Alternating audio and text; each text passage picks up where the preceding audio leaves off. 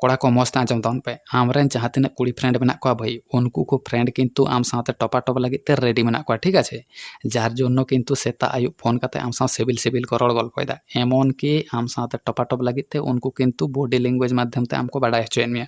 किंतु आम पे बापे बुझ दाड़ा कना भाई विषयटा बुझे गेछे और जखन खान के हयतो बेस कयेक दिन ननकाना सिग्नल को एम परे जदि आम बाम बुझ दाड़ा भाई तखन खान के किंतु बेस कयेक दिन परे उनी फ्रेंड किंतु आम ठेन खने साहा सागिनोआ बिछोक जाला विषयटा बुझे गेछे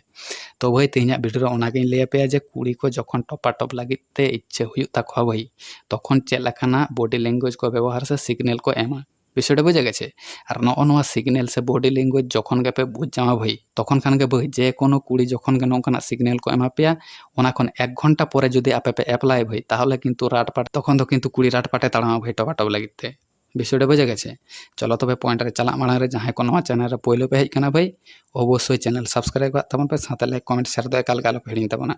चलो तबे पॉइंट रे प्रथम कथा हुई कना ब्रो जहां कुड़ी आम साथे टपाटप रना इच्छा मेना ताया भाई उनी कुड़ी दो किंतु आमा खूब काचा काचे हेज काते दुड़ुबा अर्थात पूरा आम साथे जपो काते दुड़ुबा विषयटा बुझे गेछे एमन कि जखन हयतो आबेन बेन ताड़ाम चला भाई ओना अक्तो किंतु ताड़ाम ताड़ाम ते आम साथे टाचोआ विषयटा बुझे गेछे एमन कि आया जहाँ बॉडी पार्ट भाई ओना को किंतु आय इच्छाकृत भावे किंतु आमा हड़मो साथे जटेल हचोया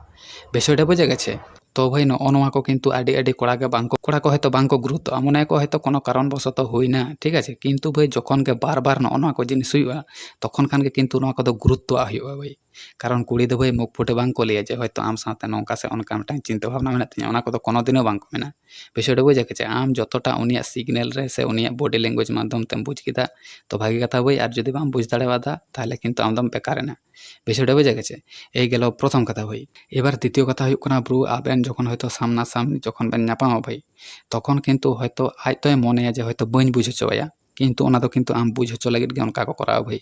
जहाँ दो हुयुग कना भाई आया लुटी किंतु आये गेरतेया किंबा हयतो आया लुटी आया काटुब ते हयतो जटेदा विषयटा बुझे गेछे नोआ दो किंतु हयतो कोड़ा को नेल काते हयतो को मने तो हयतो एमनी गे हयतो नोंकायदा किंतु ओना रे किंतु गभीर मिदटांग